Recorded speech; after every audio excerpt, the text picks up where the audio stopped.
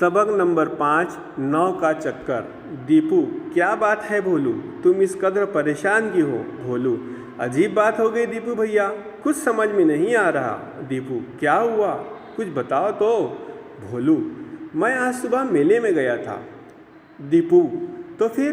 भोलू, वहाँ मैंने ये 9 गधे खरीदे। दीपू, फिर क्या हुआ? भोलू, मैंने उनको अच्छी तरह गिन लिया था, 9 ही थे। मैं एक गधे पर बैठ गया और गांव की तरफ चल पड़ा। थोड़ी दूर ख्याल आया कि कहीं एक आध गधा इधर उधर ना निकल गया हो।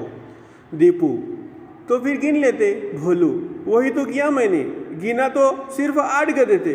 दीपू, अरे एक गधा कहाँ चला गया था? भोलू, चारों तरफ देखा, नजर ही नहीं आया। आखिर मैं गधे से नीचे उतरा और फिर गिना तो 9 गधे पूरे थे। दीपू, चलो तुम्हारा खोया हुआ गधा वापस मिल गया, अब इन सब को लेकर जल्दी से घर चले जाओ। भोला, कैसे जाऊं भैया, एक गधा फिर गुम हो गया है। दीपू, अरे भाई, अब अभी तो तुम कह रहे थे कि 9 के 9 है। भोलू, 9 कहाँ, फिर 8 रह गए। जब मैंने गांव की तरफ जाने से पहले इन्हें गिना तो फिर एक गधा कम था। देखो मैं तुम्हारे सामने गिनता हूँ, 1 2 3 4 5 6 7 8, देखा सिर्फ 8 रह गए। दीपू, 8 गधे हैं न, 8 गधे हैं न 9, मुझे तो पूरे 10 गधे नजर आ रहे हैं। भोलू, मुझे 9वां गधा मिल नहीं रहा है, तुम्हें 10वां कहाँ से नजर आने लगा?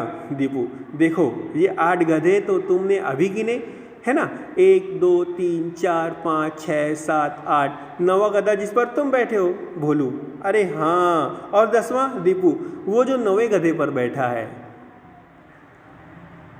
समझ में आया बच्चों? देखो ये सबक बड़ा प्यारा है, 9 का चक्कर। इस सबक से हमें ये सीख मिलती है, ये समझ मिलती है कि जो भी हम काम करें समझदारी से करें और बड़े ध्यान से करें, है ना, जिम्मेदारी के साथ करें। कहीं ऐसा ना हो कि हम मेहनत तो कर रहे हैं और लोग फिर हमारी मेहनत का मजाक उड़ाने लगे।